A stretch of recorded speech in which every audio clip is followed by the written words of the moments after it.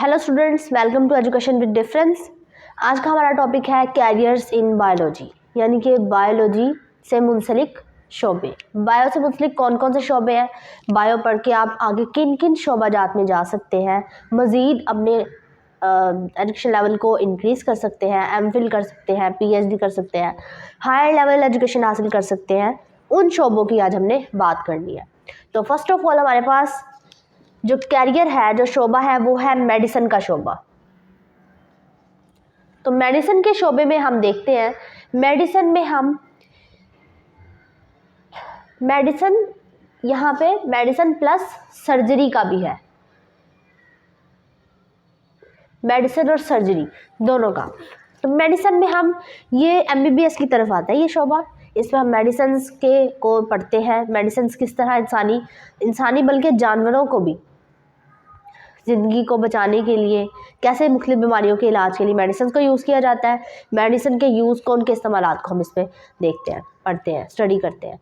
और उसके अलावा सर्जरी में ये देखते हैं कि जिस्म के मुख्तलिफ, सर्जरी कहते हैं किसे हैं, सर्जरी में जिस्म के मुख्तलिफ हिस्सों को उनकी ट्रीटमेंट की जाती है और इसके अलावा उनको रिप्लेस भी किया जाता है। जैसे कि आप बात करें जिगर की पैवंदकारी की, लिवर ट्रांसप्लांटेशन, या फिर अगर आप गुर्दों के ट्रांसप्लांटेशन की बात करें, या आपने कॉमन वर्ड सुना होगा आम जुबान में इसको, जिगर की पैवंदकारी और गुर्दे का तब्दील करना, गुर्दे की पैवंदकारी, तो ये कहा जाता है लिवर ट्रांसप्लांट और किडनी ट्रांसप्लांट, ये दोनों हम सर्जरी में।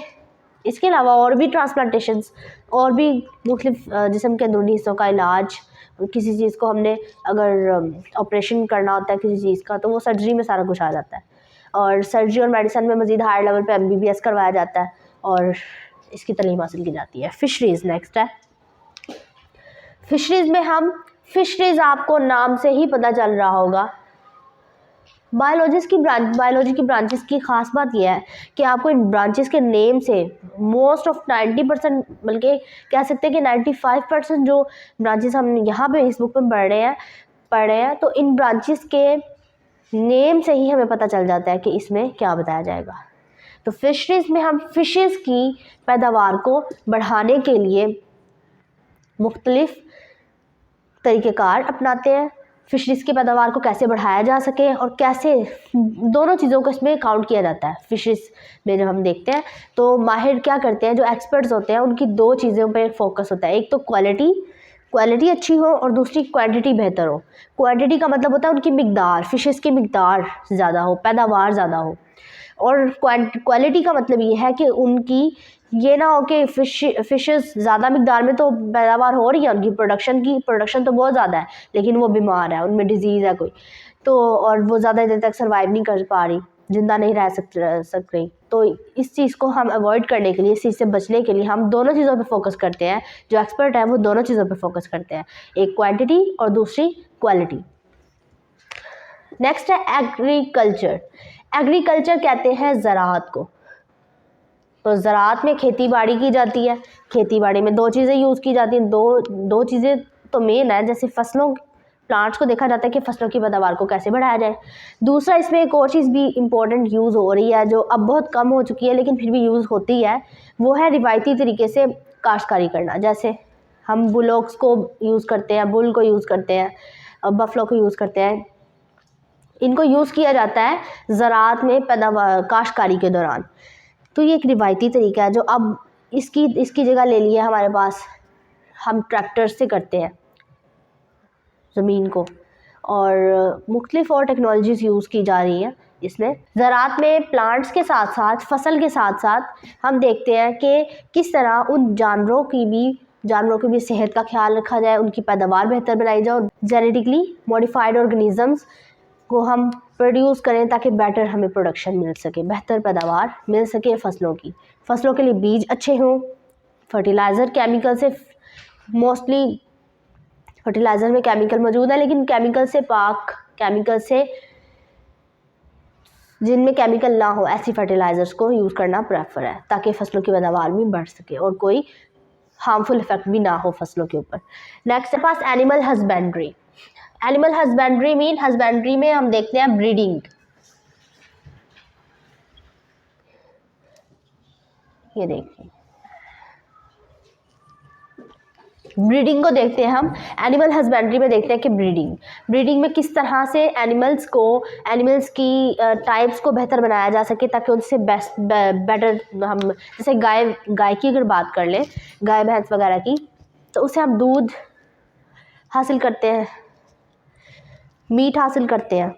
किस तरह उनकी ब्रीडिंग को इस तरह से जेनेटिकली मॉडिफाइड किया जाए, बेहतर बनाया जाए ताकि उनसे ज़्यादा दूध और ज़्यादा पैदावार, ज़्यादा मीट हम हासिल कर सकें। तो इसमें हम एनिमल हस्बेंड्री में हम ये देखते हैं। साथ ही साथ एनिमल हस्बेंड्री में हम जानवरों में मुख्तलिफ डिजीज़ के खात्मे के लिए भी वर्क करते हैं कि उनको किस तरह से ख़त्म किया जाए और किस तरह उनकी प्रोटेक्शन, उनकी सेहत को भी देखा जाता है, जानवरों की हेल्थ को भी फोकस किया जाता है इसमें कि उसको सही रखा जाए, अच्छा रखा जाए ताकि पैदावार अच्छी हो। हॉर्टिकल्चर का मतलब है बागबानी। बागबानी के वर्ड से आपको समझ आ रहा होगा कि इसमें फूल पौधे वगैरह ये सब कुछ है।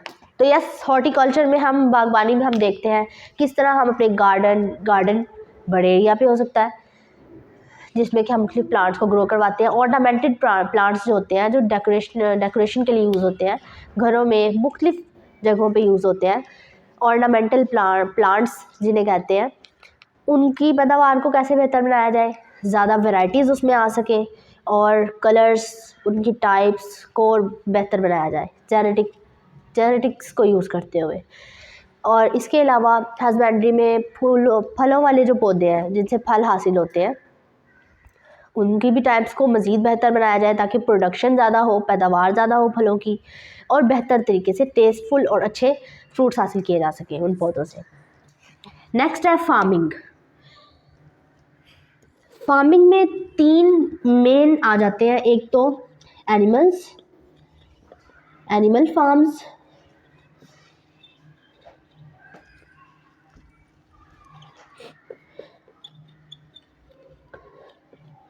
पोल्ट्री फार्म्स और fruit farms.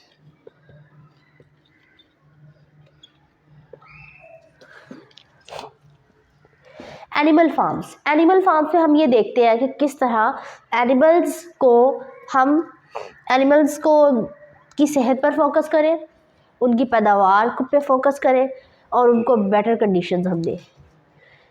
Next, poultry farms में हम मुर्गियों को देखते हैं कि मुर्गियों की पैदावार को कैसे बढ़ाया जाए, क्योंकि इसमें बहुत ज़्यादा हमें इकोनॉमी बहुत ज़्यादा इसमें ग्रो कर रही है पोल्ट्री की वजह से।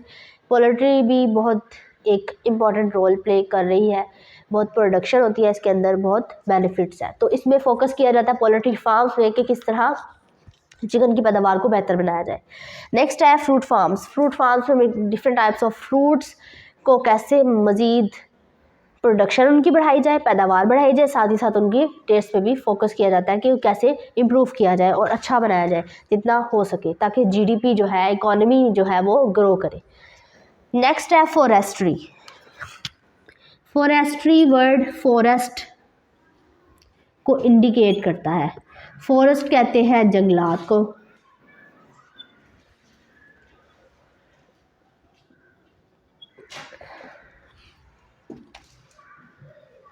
तो फॉरेस्ट्री में हम देखते हैं कि प्लांट्स तो हमारे पास, फॉरेस्ट जो है वो नेचुरल भी है, कुछ हमारे पास मैनमेड फॉरेस्ट भी है। जैसे हम झांगा मांगा की बात करें, बहुत मशहूर फॉरेस्ट है, वो मैनमेड है, इंसानी हाथों का बनाया गया फॉरेस्ट है। और अल्लाह ताला की तरफ से हमारे पास, नेचर की तरफ से हमारे पास जो फॉरेस्ट प्रोवाइड किए गए हैं, फॉरेस्ट्री में उनकी सिक्योरमेंट, उनकी प्रोटेक्शन की जाती है कि उनको महफूज बनाया जाए, उनको काटा ना जाए, ह्यूमन पर्पसेस के लिए, हमारे जो नीड्स हैं उनको पूरा करने के लिए उनको डिस्ट्रॉय ना किया जाए, मज़ीद प्लांट्स लगाए जाए। इस पे भी फॉरेस्ट्री में फोकस किया जाता है। नेक्स्ट है बायोटेक्नोलॉजी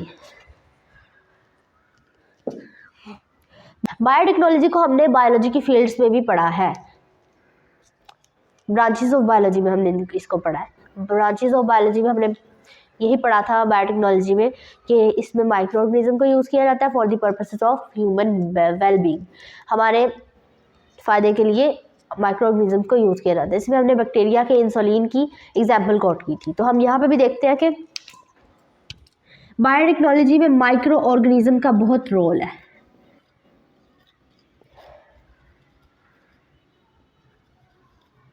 माइक्रो ऑर्गेनिजम्स का रोल कैसे है? रोल इसी तरह से कि इनको ही तो यूज़ किया जाता है कि मुख्तलिफ प्रोडक्ट्स बनाने के लिए। बायोटेक्नोलॉजी में हम यही देखते हैं कि माइक्रो ऑर्गेनिज्म को यूज़ करके मुख्तलिफ प्रोडक्ट्स बनाए जाए और उनको मुख्तलिफ फील्ड्स में यूज़ किया जाए। उम्मीद है आपको लेक्चर समझ आ गया होगा। अगर आपको कोई क्वेश्चन हो तो आप मुझसे कमेंट में ज़रूर पूछें। Thank you.